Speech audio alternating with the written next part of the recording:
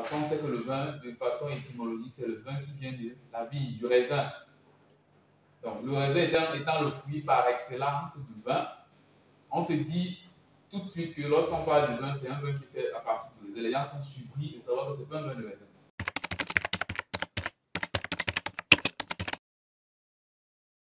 Bonjour.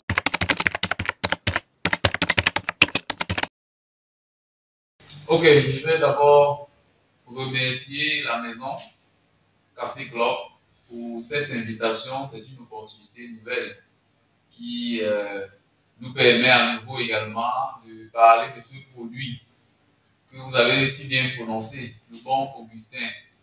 Donc, le bon Augustin, pour faire simple, c'est un vin 100% camerounais. C'est un vin d'oseille, ou alors vin d'hibiscus, qui est fabriqué au Cameroun à partir des ingrédients locaux. Donc, de la tête aux pieds, c'est un produit fait au Cameroun avec des ingrédients camerounais. C'est un vin rouge qui existe en deux formats. Il y a le format moelleux, c'est-à-dire qu'il est légèrement sucré, mais un taux d'alcool faible, 11%. La deuxième variété, c'est le bon Augustin en format sec, c'est-à-dire qu'il est moins sucré, mais plus alcoolisé. Là, on est déjà à 12,5% de volume d'alcool. Donc, voilà de façon brève, c'est quoi le bon Augustin. Donc, le bon Augustin, c'est ce vin qui est fabriqué par la société Marc Food, qui est située à Yassa. Nous parlons bien sûr de Douala.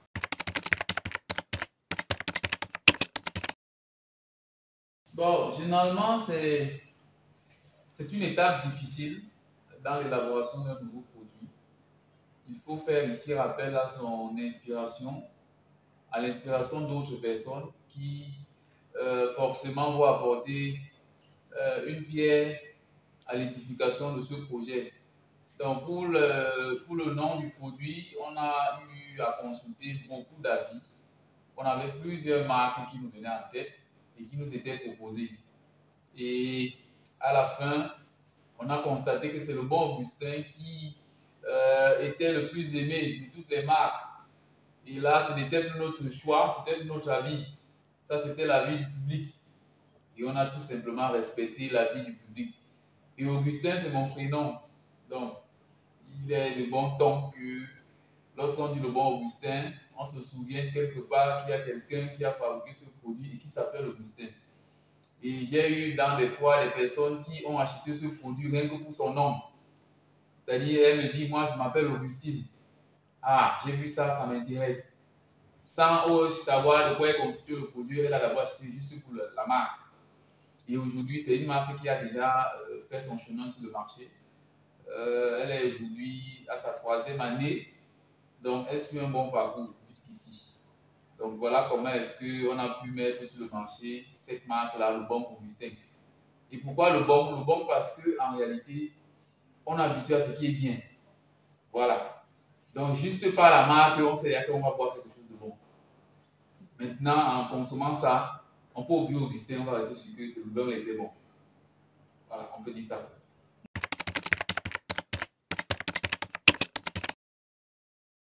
Alors, c'est un projet qui est né il y a 5 ans, quand on était étudiant. On a découvert ce projet en Gaoundéré, dans la Damawa, ça c'est dans le Grand Nord. Étant dans une école d'ingénieurs agroalimentaires, étant spécialiste de l'agroalimentaire, on avait l'habitude d'organiser des petites activités dans le cadre du club. C'était un club agroalimentaire et j'étais le président de ce club-là. Donc, j'avais des facilités à organiser des petites activités avec d'autres camarades. Et pendant qu'on faisait ces foires, on a découvert que des gens fabriquaient du vin de Follerie. Je n'avais jamais vu ça avant d'arriver là-bas. Alors, j'ai commencé à m'intéresser à la chose. Et j'ai constaté que c'était un produit que les étudiants aimaient beaucoup. Alors, pas plus tard, quelques mois plus tard, j'ai lancé une petite production dans ma chambre, parce que c'est là-bas que le premier bon Augustin est né, dans ma propre chambre en tant qu'étudiant. J'ai lancé comme ça, c'était une commande de notre association des ressortissants de Douala, parce qu'à l'université de Ngamoudé, on se regroupe par association, par université. Et chaque fois qu'il y avait des événements dans cette association, on passait la commande du vin, parce qu'on savait que j'en produisais déjà. J'ai dit, oh, voilà donc un projet qu'on peut développer à une échelle un peu plus intéressante que celle où je me trouvais à ce moment-là.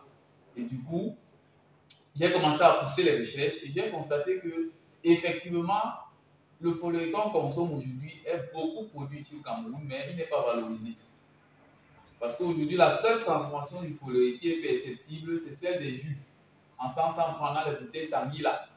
C'est là où se limite la transformation du follet. Or, il est donc mon devoir en tant qu'ingénieur agroalimentaire de pousser un peu le bouchon plus haut en sortant un produit qui a une valeur plus élevée que le jus de 100 francs. Voilà donc comment je commence à mûrir ce projet-là. Et quand je sors de l'école, je continue et je me fais accompagner par des personnes qui ont cru au projet. Et jusqu'à aujourd'hui, le bon Augustin a fait tout ce parcours-là pour avoir la notoriété qu'il a aujourd'hui. Donc c'est pendant que j'étais étudiant que j'ai découvert ce projet, je l'ai développé après les études et j'ai fait de ça un projet d'avenir et c'est devenu une passion pour moi. Voilà. Jusqu'à une certaine période, on ne savait pas qu'on pouvait fabriquer du vin au Cameroun. Pourtant, il y a des ingénieurs ici qui ont fait des études dessus. Parce qu'on sait que le vin, de façon étymologique, c'est le vin qui vient de la vigne, du raisin. Donc, le raisin étant le fruit par excellence du vin, on se dit tout de suite que lorsqu'on parle du vin, c'est un vin qui fait à partir du raisin. Les gens sont surpris de savoir que ce n'est pas un vin de raisin. Il y a un Nigérian en 2015 qui a fait une étude comparative entre les différentes variétés d'hibiscus qui existent. Parce que le follet s'appelle aussi hibiscus sabdari, par son nom scientifique. Alors, il a d'abord découvert que l'hibiscus existe en plus de 500 variétés. Et parmi les 500 variétés, il y a une variété qu'on appelle chez nous ici l'oseille, qu'on appelle le follet ou le bissap, comme en Afrique de l'Ouest. Le follet existe encore parmi les 500 variétés en 4 variétés. C'est-à-dire que le follet rouge que vous voyez au marché là a 4 variétés principales. Il a encore fait une étude sur les différentes variétés, ces 4 variétés de follet là. Il a constaté que seule la variété Vinto, qui est l'une des 4 variétés, vous vous souvenez du brasserie qui s'appelle Vinto, en réalité c'est de là où il son origine. Son nom là, ça vient de ce follet. Il a donc constaté que c'est cette variété Vinto en réalité qui a les mêmes propriétés que le raisin qui pousse en Europe et qui est fait pour du vin. Il a donc commencé à faire des petites simulations, il a fait des tests, des caractérisations, il s'est rendu compte qu'effectivement, on pourrait aujourd'hui, si le raisin disparaîtrait, à fabriquer du vin à partir de la variété principale, qui est la variété Vinto. Voilà une étude qui a révolutionné le secteur, qui a développé la filière. Et si vous vous renseignez, vous allez constater qu'aujourd'hui en Afrique de l'Ouest, la transformation du follet est à des échelles un peu plus poussées qu'ici chez nous. Par exemple, j'ai un monsieur que j'ai rencontré, il est producteur de follerie. Il produit 80 tonnes de follet chaque année. Et lorsque je lui demande à qui vous vendez ce follet, il me dit qu'il vend à la Guinée de Burkina Faso. On rentre encore en Afrique de l'Ouest. Ça veut dire qu'au Cameroun, on produit et c'est les autres qui transforment.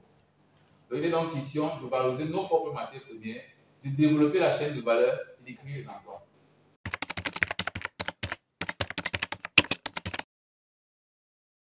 Tout le monde rencontre des difficultés dans un projet. Vraiment, les choses ne tombent plus du ciel et ici, il faut aller chercher quelque chose. Donc, les difficultés, au début de l'activité, il était difficile de convaincre les gens à consommer un produit qu'ils n'ont jamais vu. Je rappelle qu'ici, c'était une production artisanale. C'est-à-dire, vraiment, il n'y avait aucun design. Tout était vraiment fait à la main. Et le produit n'était pas présentable. Et comme on sait que le marketing commence par le visuel, c'était vraiment compliqué. Donc, on a réussi à convaincre les gens, à changer les mentalités, à améliorer la qualité du produit. De toutes les façons, c'était le problème marketing. Voilà. C'est-à-dire qu'il fallait susciter l'intérêt de beaucoup de personnes, les faire comprendre qu'en réalité, aujourd'hui, on peut faire du vin à partir de nos plantes. Le follet n'est pas la seule plante qu'on utilise pour faire du vin, on peut utiliser l'ananas pour faire du vin blanc, on peut utiliser tout ce qui est chez nous ici. Donc, il y a des ingénieurs qui sont assez calés dans ces différentes transformations. Donc, le deuxième problème, c'est le problème de la commercialisation. Vous savez que le marketing et la commercialisation sont liés. Tant que le produit n'est pas connu, il ne se vend pas. Voilà. Donc, on a utilisé les moyens rudimentaires, archaïques, du bouche à oreille, des recommandations ça et là. Et jusqu'ici, vous avez bien constaté que lorsqu'on a pris la page Facebook, on n'avait pas 1000 abonnés. Ou une autre page Facebook a 1000 abonnés. Ça veut dire que les gens viennent guetter un peu et puis ils disent ok, on va revenir, il y a des promesses. C'est déjà quelque chose, c'est déjà un fait qui nous encourage. Et l'autre côté, c'est la réglementation. Vous savez que le vin aujourd'hui, les boissons alcoolisées en général sont réglementées par un secteur. Notamment, c'est la NOR qui régularise ces produits-là, la NOR qui est l'agence de normalisation et de la qualité. Elle, malheureusement, aussi n'attend que des vins faits à partir du raisin. Voilà. Donc, il faut leur montrer qu'en réalité, il faut sortir du raisin. On a des plantes ici qu'on peut valoriser. Il faut sortir toute une norme qui concerne les vins locaux. Donc, c'est à ce niveau qu'on est actuellement. Donc, aujourd'hui, pour avoir la vignette, pour vendre ce produit dans des espaces qui sont indépendants, c'est compliqué. Il faut avoir la vignette pour en savoir. On ne peut pas vendre dans les snacks, on ne peut pas vendre dans les boutiques privées. Tout simplement parce que le ministère du Commerce fait des descentes pour vérifier si les produits alcoolisés ont des vignettes et notamment le vin. Donc, c'est un problème qui nous dérange un peu. Mais jusqu'ici, on ne baisse pas les demandes. On vend uniquement aujourd'hui dans les boutiques made in Cameroun, c'est-à-dire des boutiques qui ne vendent que des produits faits par des Camerounais. Donc, à partir de ces canaux de distribution-là, on essaie de travailler comme ça.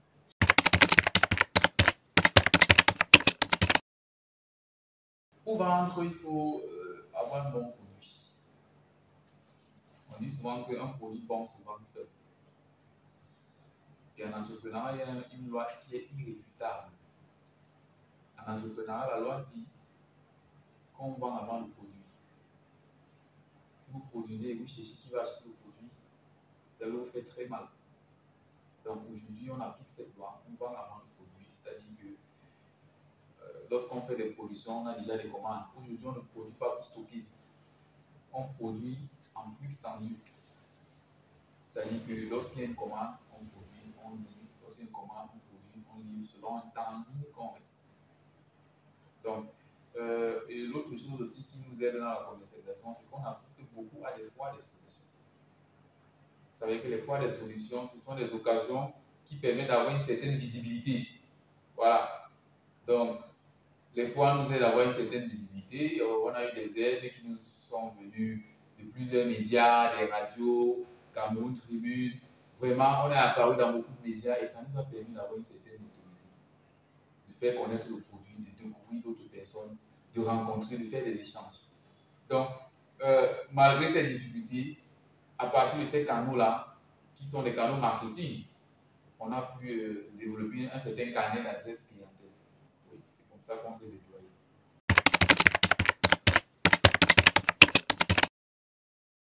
Alors, ça, c'est une très bonne question. Aujourd'hui, pour répondre à une question comme celle-là, on se sert des statistiques. Voilà, parce que les chiffres ne mentent pas. J'ai vérifié il y a un certain nombre de jours déjà. La plupart des milliardaires au Cameroun sont des entrepreneurs. Et j'ai constaté que parmi eux, il y a beaucoup qui ont investi dans la boîte. Vous connaissez Kati, qui a une société brassicole. C'est un entrepreneur, c'est un père fondateur. Vous connaissez Congéca, Sylvestre Bouchy, le sénateur. Vous connaissez beaucoup qui ont investi dans l'agroalimentaire. Il y a les Hayati Diabo, il y a les Nana Mouba. Vraiment, la liste est tellement longue qu'aujourd'hui, tous ceux qui investissent dans l'agroalimentaire se disent d'abord qu'ils investissent pour chercher de l'argent. Non. Le problème, c'est que quand vous investissez dans l'entrepreneuriat, soyez d'abord patient. Ayez une bonne idée. Parce que le problème commence par l'idée du projet. Aujourd'hui, vous allez vous rendre compte que ceux qui investissent dans les boissons s'en sortent. Ils investissent dans les boissons parce que le marché des boissons, aujourd'hui, le Cameroun importe plus de 200 milliards, dépense plus de 200 milliards de francs pour importer les boissons seulement chaque année. 200 milliards. Si quelqu'un décide de prendre 1% de 200 milliards, ça fait 20 millions. Il suffit qu'il ait juste un bon produit. Donc, c'est un secteur en Afrique qui est porteur. Il y a des références qui montrent que ce secteur peut se développer. Et aujourd'hui, l'économie d'un pays dépend du secteur privé, des PME. Voilà. Donc, c'est possible en tout cas. C'est possible. Mais c'est possible à une seule condition, d'être patient et d'avoir la bonne idée du projet.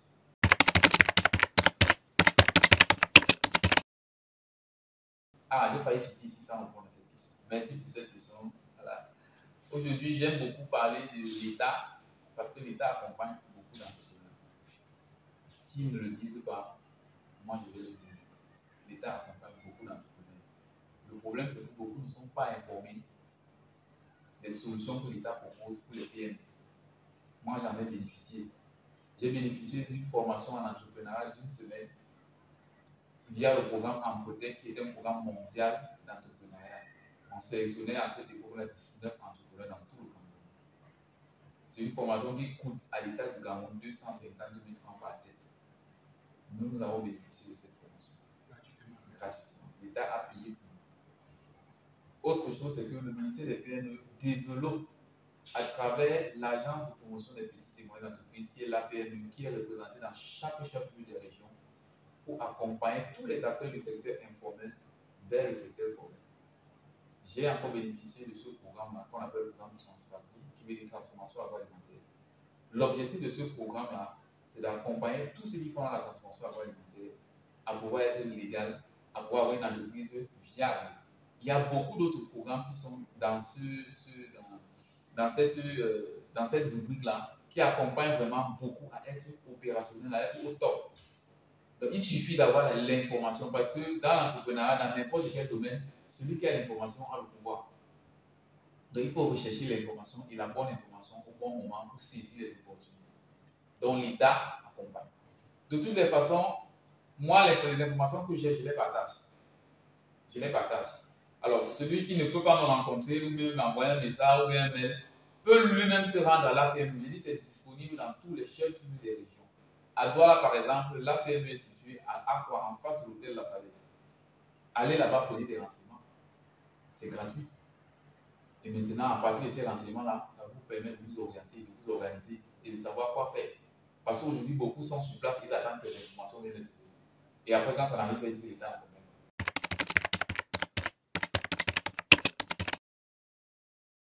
Alors, aujourd'hui, pour entreprendre, il faut avoir du temps. Quand on dit patient, là, c'est le temps. Il faut commencer tôt. Il ne faut pas attendre d'avoir de gros moyens. Beaucoup sont bloqués parce qu'ils se disent, je n'ai pas 1 million, je n'ai pas 2 millions, je n'ai pas 5 millions. Quand j'aurai ça, c'est là où je vais commencer. C'est une erreur fatale. Donc aujourd'hui, il faut commencer à l'échelle où on se trouve, avec les moyens qu'on a et avec ce qu'on dispose comme ressources.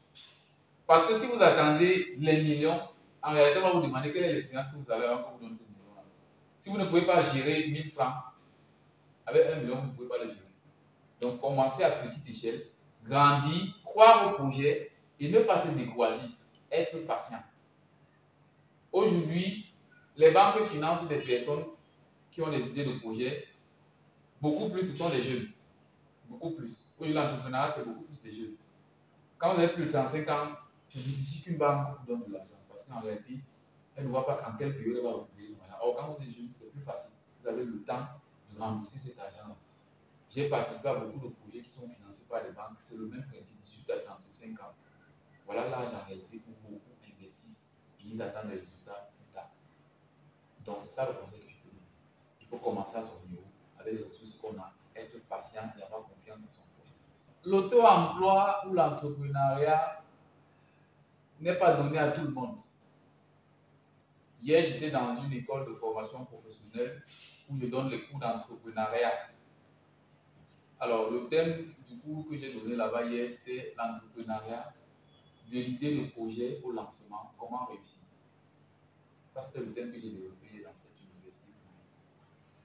Je leur ai dit que tout le monde ne peut pas entreprendre. Vraiment, ce n'est pas possible. Même si on injectait ça comme le vaccin Covid, les gens allaient toujours chuter. Parce que pour entreprendre, il faut avoir un mental solide, un mental d'acier, parce qu'il y aura des vents et des tempêtes. Maintenant, pour ceux qui décident d'entreprendre, c'est une voie qui offre une certaine liberté. Vous pouvez gérer votre temps comme vous voulez. Vous pouvez décider de faire ceci ou cela. Vous fixez vous-même vos objectifs. Quand les résultats sont bons, vous êtes content.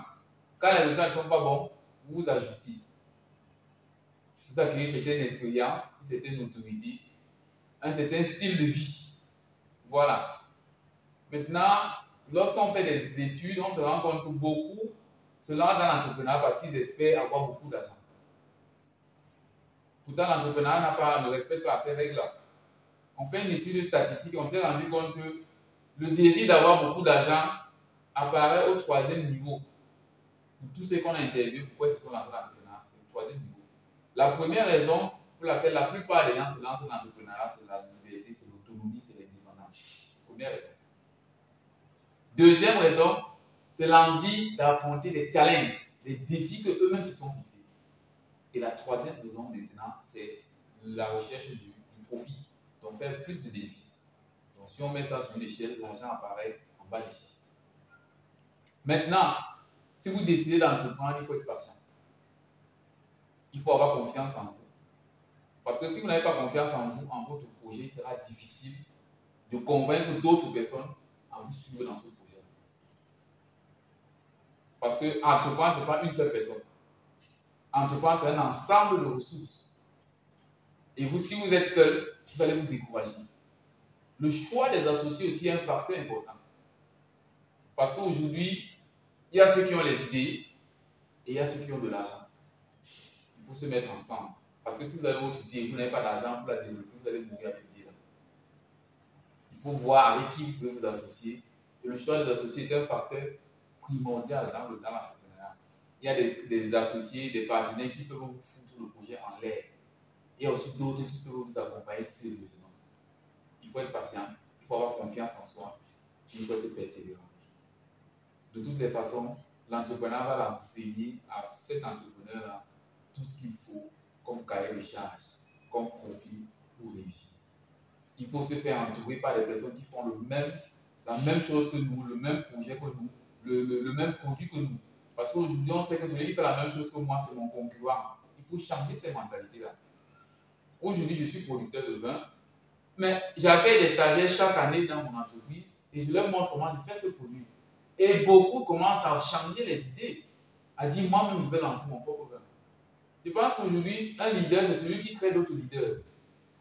Donc si vous n'avez pas la possibilité de partager vos connaissances, ce que vous savez faire avec d'autres personnes, en réalité, vous n'avez pas gagné grand-chose. Quand vous partagez la connaissance, ça se multiplie. Ça dépasse l'argent.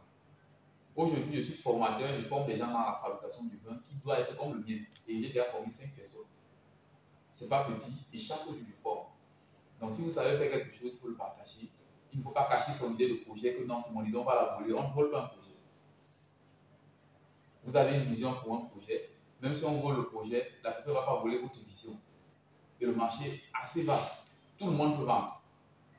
Donc, il n'y a aucune raison à être sceptique, à partager ses connaissances, à se faire entourer avec des personnes qui sont bien et aussi à penser à une idée de projet. Parce qu'aujourd'hui, le monde de l'emploi accueille 15% des diplômés chaque année. 15%. Vous voyez donc que 85% vont se rabattre au quartier. Parce que le monde de l'emploi ne peut plus accueillir tout le monde. Déjà, les étudiants, quand ils sortent de l'école, ils ne sont pas prêts pour le marché de l'emploi. Ils ne sont pas prêts.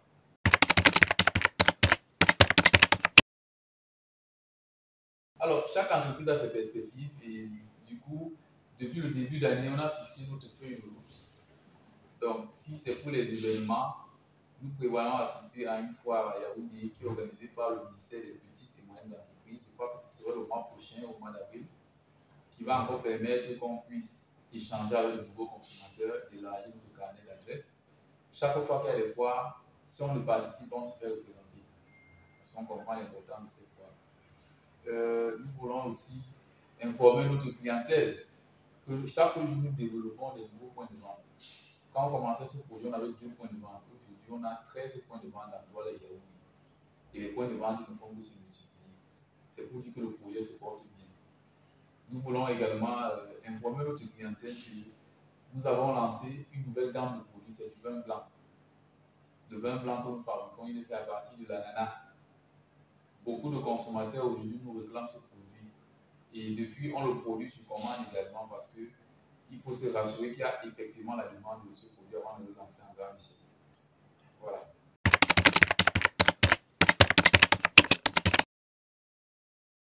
Chaque fois que l'invitation va nous tomber sur la même serveur,